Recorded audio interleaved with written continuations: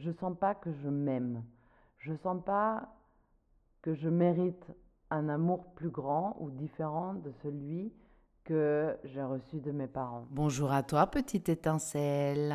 Comment tu vas? Bienvenue sur ma chaîne YouTube Chris Vassor. Aujourd'hui, nous allons parler comment casser, rompre ces liens toxiques, ces relations en amour, parce que c'est une spéciale Saint-Valentin. Alors, je sais qu'on fait plus le cœur comme ça, mais comme ça. Tu savais ou pas? Parce que moi, je savais pas. Donc, je te souhaite la bienvenue pour transformer ta vie en pleine conscience, pour briller.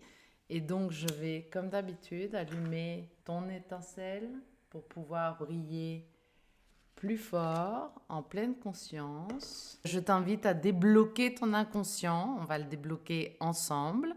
Et pour changer, pour être une meilleure version de toi-même, comme c'est une Saint-Valentin, on va parler de l'amour. Même si tu es toute seule, si tu es célibataire, cette vidéo, encore plus, c'est pour toi parce que tu vas te donner l'opportunité de voir les chemins, les schémas que tu répètes et où ça marche pas et comment tu peux résoudre ce type de schéma toxique. N'hésite pas à t'abonner, à liker, à partager, à commenter. Je vais faire quelques petites pauses et au fur et à mesure, tu me diras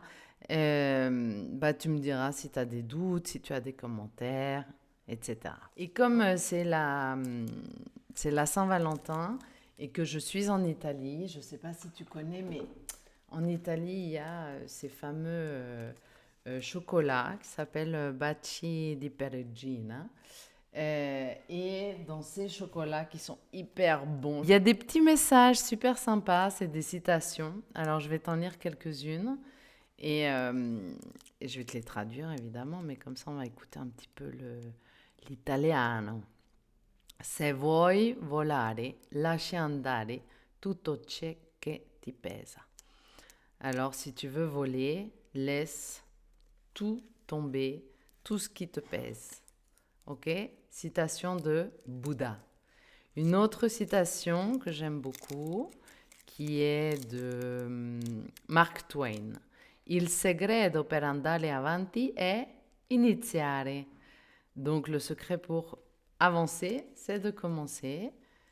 Et il y en avait deux autres, mais bon, on va rester avec cela. Se vuoi qualcosa che non hai mai avuto, devi fare qualcosa che non hai mai fatto. Jefferson. Si tu veux faire quelque chose que tu n'as jamais eu, ou si tu veux avoir quelque chose que tu n'as jamais eu, fais quelque chose que tu n'as jamais fait. Ça, c'est des petits messages d'amour qu'on peut retrouver dans les chocolats. Tu as aimé? T'as préféré laquelle? Moi, j'ai bien aimé celle-ci. Il y avait aussi une autre citation de, comment il s'appelle? De Monsieur Proust. Monsieur Proust dit, Ogni bacio chiama un altro bacio. Chaque bisou, chaque baiser appelle un autre baiser. C'est joli, non? Bon, on reste avec ces citations et on va commencer à parler d'amour. Donc que tu sois dans une relation qui fonctionne ou pas, en général, si tu me regardes, c'est qu'elle ne marche pas top top ou en tout cas, tu as beaucoup de questions. Ou tu m'aimes bien et du coup, tu m'entends et tu m'écoutes et c'est cool. Ou sinon, bah, tu es célibataire, j'ai envie de dire, et puis tu attends le prince charmant. Alors, au lieu d'attendre le prince charmant, moi, ce que je te propose, c'est plutôt de te connaître mieux, de travailler sur toi, et surtout pour pas attirer le même type de personnage ou de couple, j'ai envie de dire. Mon chat, il est en train de faire un peu le fou, donc je sais pas si tu l'entends en fond, mais bon, il va se calmer à un moment donné. Donc, on va parler de ce fameux couple. Prends des notes, s'il te plaît, va chercher un petit bloc-notes. À la fin, je vais te laisser un petit exercice que j'ai moi-même fait. Ok, je parle en connaissance de cause, on va dire. Et, euh, et donc, je vais traiter basiquement 3 points Et après, on va faire un petit récapitulatif. Et après, je te laisse un exercice. OK? Donc, cette idée de homme-femme. Alors, moi, j'ai étudié un peu le thème parce que ma question récurrente était toujours de pourquoi j'attire toujours les mêmes personnes, le même type de personnes, avec qui je me sens pas bien, avec qui il y a des disputes, avec qui... voilà, alors ça, c'est un peu le profil de couple, oui, de couple avec qui j'étais. Et puis à un moment, ça s'est arrêté. J'ai dit, stop, on arrête avec tout ça. Donc, avec ce petit travail personnel, parce que je pense que c'est important, pas de dire, oui, tous les hommes sont comme ça, toutes les femmes, elles sont comme ça. Non, on attire ce qu'on est. Quand on rencontre une personne, si on n'a pas travaillé sur soi-même, c'est notre ego. En fait, on va faire toute une super méga projection de notre ego. Quand tu vas trouver une personne, en général, encore une fois, c'est aussi quand t'as pas travaillé sur toi. Alors, ce qui est un peu délicat parfois, c'est que, bon, on a rencontré quelqu'un euh, avec nos traumas. En fait, nos traumas se sont connectés. Mais le truc, c'est que je suis dans un chemin de travail personnel, j'ai envie de dire, parce que cette relation ne me convient plus, ce travail ne me convient plus, ou j'ai des problèmes de relation avec mes enfants, etc. Donc, je fais tout un process de changement. Et je suis toujours avec la personne avec laquelle je me suis connectée il y a, je sais pas, 10 ans, 20 ans, etc. Mais c'est pas irréversible, j'ai envie de dire. Surtout si l'autre personne est aussi intéressée à créer ce changement. Donc, quand on a cette rencontre et qu'on est dans la projection de l'ego, on va finalement se connecter à travers nos traumas et ils vont se compléter. Le problème, c'est que quand on a eu une enfance avec des parents défaillants, avec des traumas plus ou moins importants, nos traumas, on va attirer le même type de traitement parce que on trouve que c'est familier, parce qu'on connaît cette situation, parce que en fait, l'ego va détecter que ce jeu, je le connais. Et c'est pour ça que je vais attirer le même type de personne. Vous voyez? On va pas aller très loin, je peux même mettre mon propre exemple.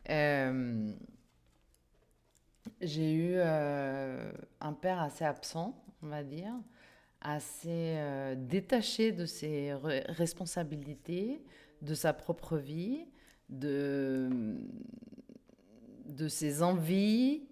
C'était un père, oui, très absent physiquement et émotionnellement parlant, qui était toujours avec ma mère, on va dire, mais dans une relation très dysfonctionnelle. Alors, mon chat, je ne sais pas ce qu'il fait. Bref, donc, qu'est-ce qui se passait en moi quand je rencontrais quelqu'un? Bah, en fait, mon ego, il avait besoin de connecter avec un style de personne qui fonctionnait comme mon père. Donc, c'était une personne émotionnellement détachée, une personne qui n'était pas prête à s'engager, une personne qui m'ignorait facilement, qui ne me validait pas, qui me jugeait quand on ne répond pas aux messages, quand on n'est pas dans la communication, quand on n'est pas dans le respect, quand on est dans le jugement de l'autre. Donc tout ça, pour moi, c'était familier. Et après, je rentrais, ça me rendait folle en fait.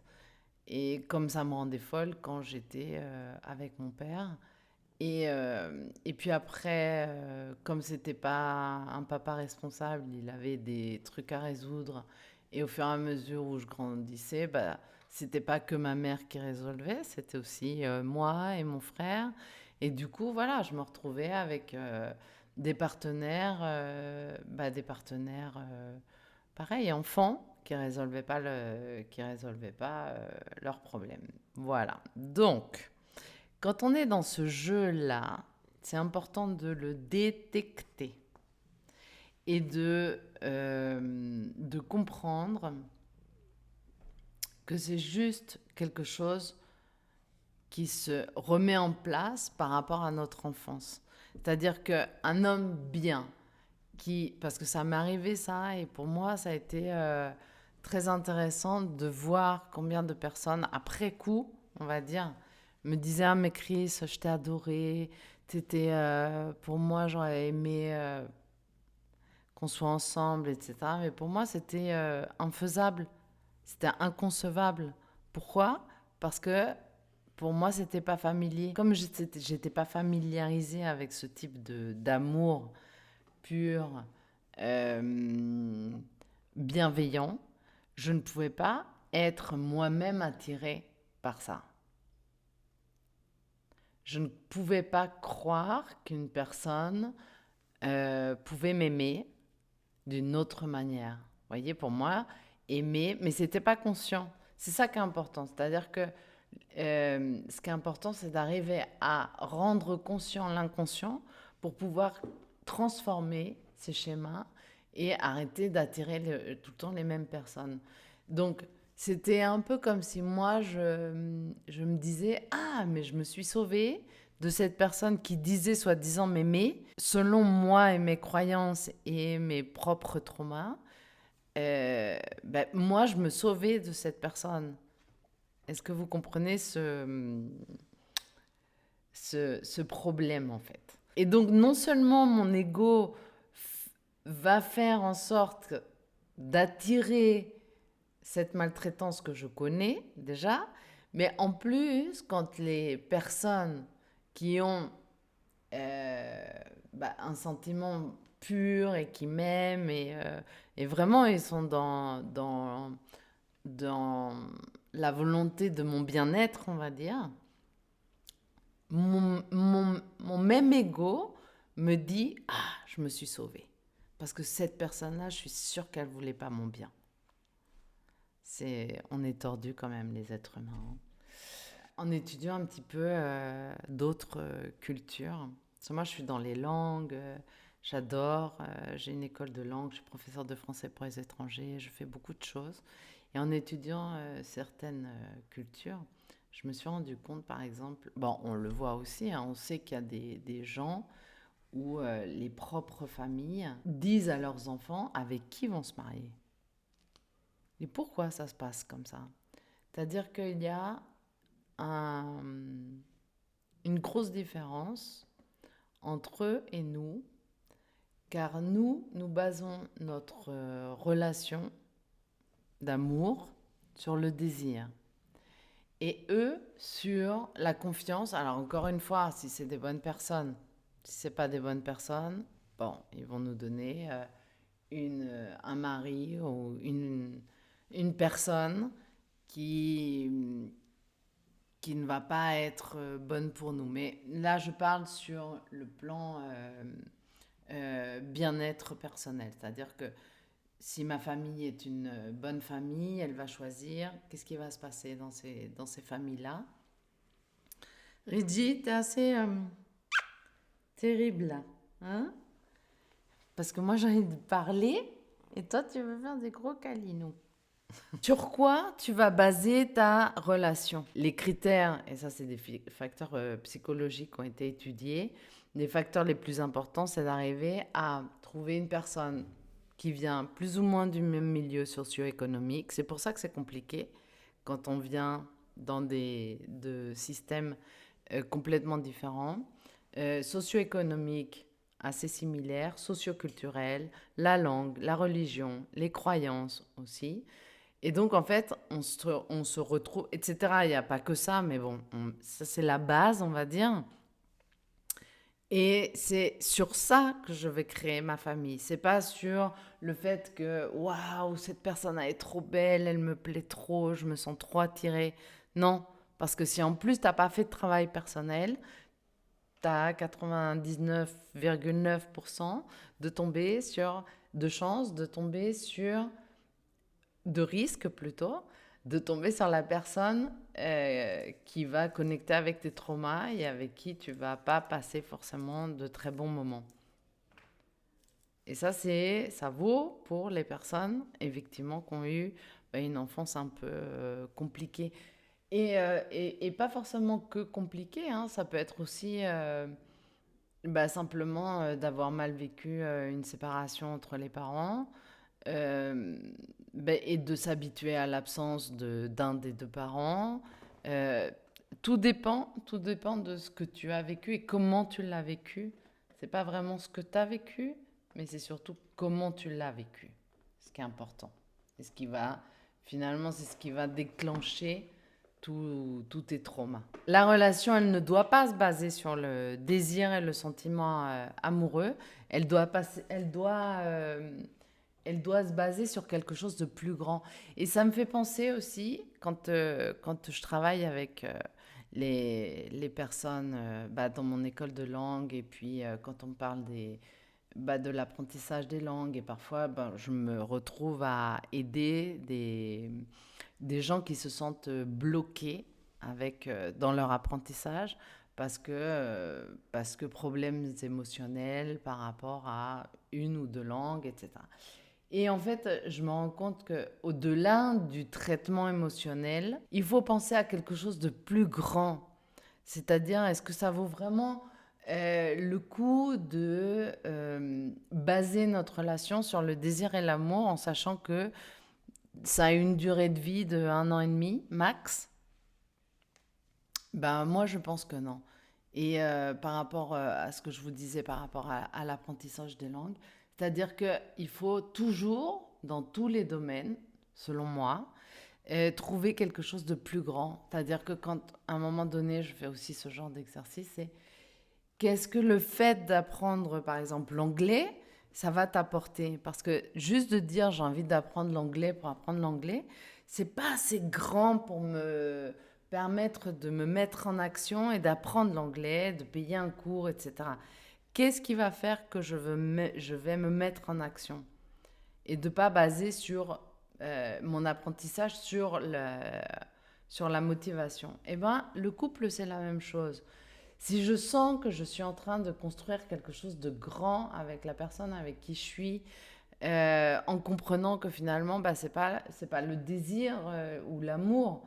L'amour, il va se transformer. Le désir, il va se transformer. On va changer. Qu'est-ce qui va faire que on va créer un chêne avec notre famille, avec une certaine flexibilité pour que quand il y aura des problèmes, on va toujours rester ensemble parce qu'on sait que tout ça, c'est beaucoup plus solide que une personne qui passe comme ça, qui est jolie, qui est sympa, qui me rafraîchit un peu le cerveau, mais qui finalement va peut-être bousculer toute ma vie pour pas beaucoup de temps et j'aurais finalement perdu tout ce que j'ai construit. La bonne nouvelle, c'est qu'on peut tout transformer. La bonne nouvelle, c'est qu'on peut arrêter d'attirer ou d'être attiré par le même style de personne.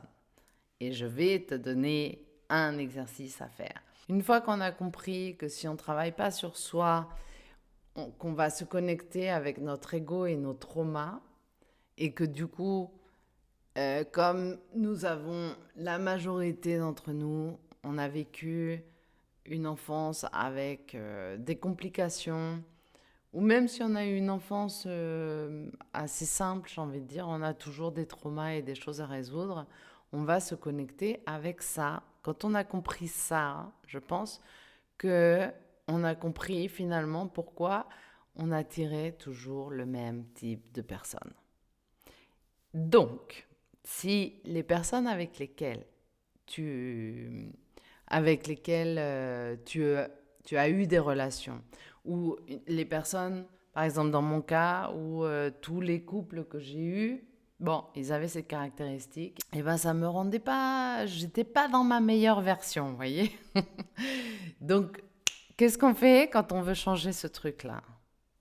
Si moi je pense, par exemple, pourquoi je vais attirer une personne qui me maltraite? Je préfère qu'on m'aime comme j'ai connu qu'on m'aimait, voyez, plutôt que de prendre le risque, encore une fois, de de croire quelqu'un qui soi-disant m'aime alors que peut-être pas du tout. Voilà, c'est comme ça qu'on marche, qu'on fonctionne. C'est important que tu arrives à détecter où est ton problème de toxicité. Ça, c'est le premier point dans ton exercice. C'est quels sont les points, non, les points communs entre toutes les personnes et qu'est-ce qui m'a attiré en fait. Il faut que tu notes tous les schémas et tout ce qui s'est répété d'une personne à une autre. Vraiment. Et en fait, ce travail-là va te montrer où tu dois travailler sur toi. C'est-à-dire que si moi, j'ai toujours attiré des personnes qui m'ignoraient ou qui ne me valorisaient pas ou qui me donnaient le minimum, c'est que moi, à l'intérieur de moi-même, je n'avais pas le sentiment de mériter plus, puisque c'est toujours ce que j'ai reçu de mon père. Voyez ? Donc, la même chose, si toi, tu te fais maltraiter, c'est que tu crois que tu ne mérites pas un bon traitement. Alors après, peut-être que tu dis, mais si, Chris, moi je pense que il doit me traiter correctement, etc. Mais oui, mais la question c'est que pourquoi il est toujours là ? À partir du moment où tu comprends mais c'est pas de comprendre mentalement. À partir du moment où tu intègres l'amour de toi-même pour toi avec toi, que tu comprends que tu vas pas accepter moins que ce que tu mérites. C'est-à-dire que, bah ouais, t'as envie de ça, t'as besoin de ça, que t'as des changements hormonaux, que ça fait pas de toi une mauvaise personne, ça fait pas de toi une personne folle, que tu t'aimes, que tu te respectes, que tu t'occupes de toi, que tu es responsable de toi. Donc automatiquement, comme tu vas changer tout ce système-là, tu vas attirer et tu vas ouvrir la porte et tu vas ouvrir aussi ton spectre à d'autres types de personnes. Moi, j'ose penser, je ferai des vidéos au fur et à mesure, mais j'ose penser que j'arrive à détecter aujourd'hui les personnes qui vont me pourrir la vie, qui pourraient éventuellement, ils se connectent plus parce que du coup, comme je travaille sur moi-même, je vois que la personne que j'attirais avant, ou le style de personne que j'attirais avant, ne rentre plus. Parce que j'ai vu ça et j'en veux plus. Donc, maintenant, ce que j'ai envie aussi que la vie me donne, c'est une personne qui va vraiment m'aimer et où je vais me dire, ah oui, c'est ça que je veux. Vous voyez ? C'est ça qui est important d'arriver à capter. Pas de continuer à se connecter à nos traumas et à ce qu'on connaît et au style de personnes qu'on connaît. Moi, les hommes avec qui j'ai eu des relations et qui n'ont pas marché, je sais aujourd'hui pourquoi elles n'ont pas marché, quel est le schéma toxique que je suivais, on va dire, que les caractéristiques qu'ils avaient, ces personnes-là, je savais exactement, oui, leurs caractéristiques. Et donc aujourd'hui, la vie, quand elle me dit « Ah, c'est vrai, t'as vraiment appris ?» Donc c'est là où moi, je dois apprendre à dire « Ah oui, oui, non, oui, j'ai appris. Au revoir. » Et donc, maintenant, c'est de continuer à travailler ma propre toxicité pour pouvoir attirer le type de personne que je veux dans ma vie. J'espère m'être fait comprendre parce que je pense que c'est très, très, très, très important. Ça va changer toutes vos perspectives de couple et vos prochains rendez-vous amoureux. Si cette vidéo t'a parlé, s'il te plaît, mets un like, abonne-toi à ma chaîne, pose des questions, fais des commentaires. Je vais continuer à alimenter ma chaîne YouTube parce que ça m'intéresse de t'aider. Prochainement, il y aura aussi des thèmes sur la santé. Enfin, j'avais fait les cheveux, j'ai parlé du blocage dans l'apprentissage des langues. J'ai parlé, j'ai été interviewée par Conscience TV aussi. J'ai parlé de certaines choses. Je suis en train, petit à petit, à parler d'autres thèmes. Et je pense que prochainement, il y aura un thème, mais de santé. Donc, n'hésite pas à me découvrir, si tu me découvres que maintenant, à voir si tu aimes ou t'aimes pas. Tu as le droit, il y a pas mort d'homme. Travaille sur toi, aime-toi, occupe-toi de toi, brille de tout feu. Prochainement, je vais lancer mon programme pour qu'on puisse se mettre en groupe, on va dire. Et j'ai envie de vous accompagner personnellement.